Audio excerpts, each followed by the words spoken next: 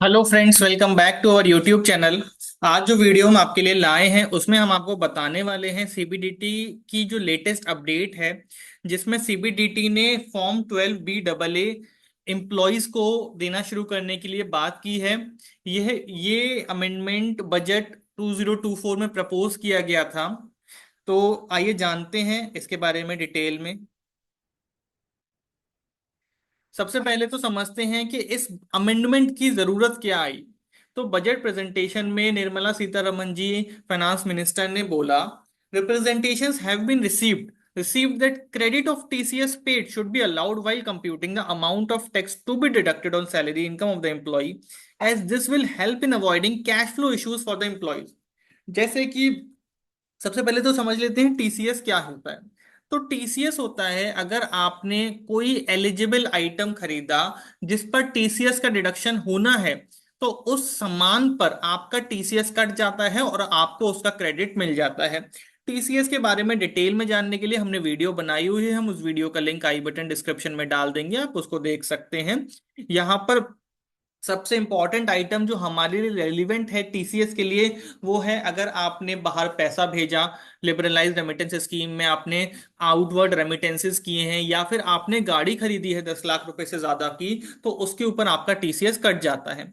अब मान लीजिए कि आपका 20,000 रुपए का टीसीएस कट गया, और वही टीडीएस आपकी सैलरी से भी कट रहा है, तो आपको 20,000 रुपए दो बार सरकार के पास आपके जमा हो गए फाइनेंशियल ईयर में। अब जब आप अपनी आईटीआर फाइल करने जाएंगे, तो एक 20,000 रुपए का आपको रिफंड मिलेगा, लेकिन उस प्रोसेस में कम से कम 4 6 महीने 8 महीने आपके 20,000 रुपए ब्लॉक रहे। तो उसके लिए अमेंडमेंट सरकार ने लाया और बोला कि उसके लिए अब हम आपको फॉर्म 12B इशू करेंगे, जिसमें आपकी किसी और सोर्स ऑफ इनकम के ऊपर टीडीएस या टीसीएस कटा होगा, तो वो आप अपने एम्प्लॉयर को बताइए, और एम्प्लॉयर उसको कंसीडर करेगा अपने सैलरी के टीडीएस के कंप्यूटेशन में, उतना टीडीएस आपका कम काटेगा। तो क्या कहते हैं, all TDS may be taken into account for the purpose of deduction of tax from the salary income.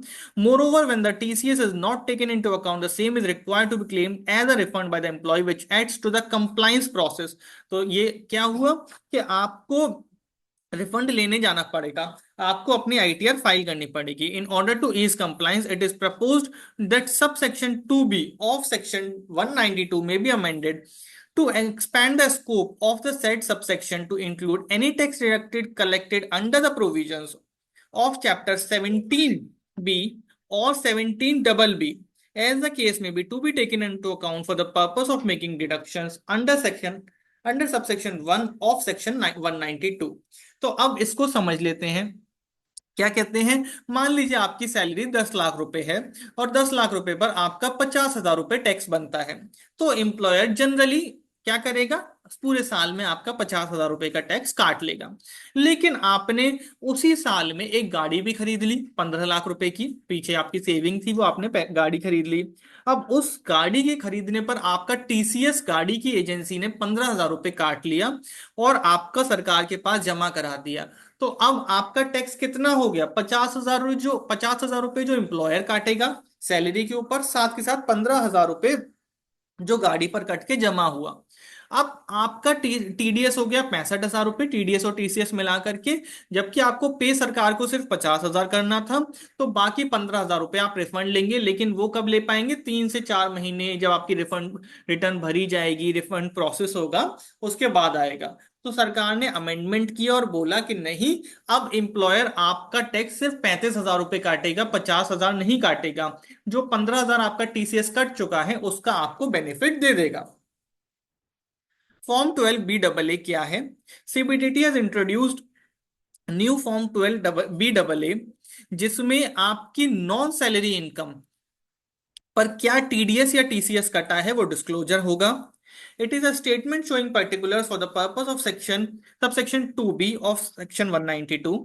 Employees are required to use the newly introduced Form 12B to inform their employers about the deductions made from the income derived from sources other than their salary। These sources may include आपकी FD से income आती है, उस पर TDS कटा हुआ है, commission from insurance policy, dividend from investment, taxes collected during the purchase of goods और सर्विसेज सच एस कार और फॉरेन करेंसी। तो उन पर जो भी आपका टीडीएस या टीसीएस कटा है आप वो एम्प्लॉयर को बता दीजिए, एम्प्लॉयर आपकी सैलरी में उसको कंसिडर कर लेगा। How would Form 12 BAA help employees? So it will help employees in improving their cash flows.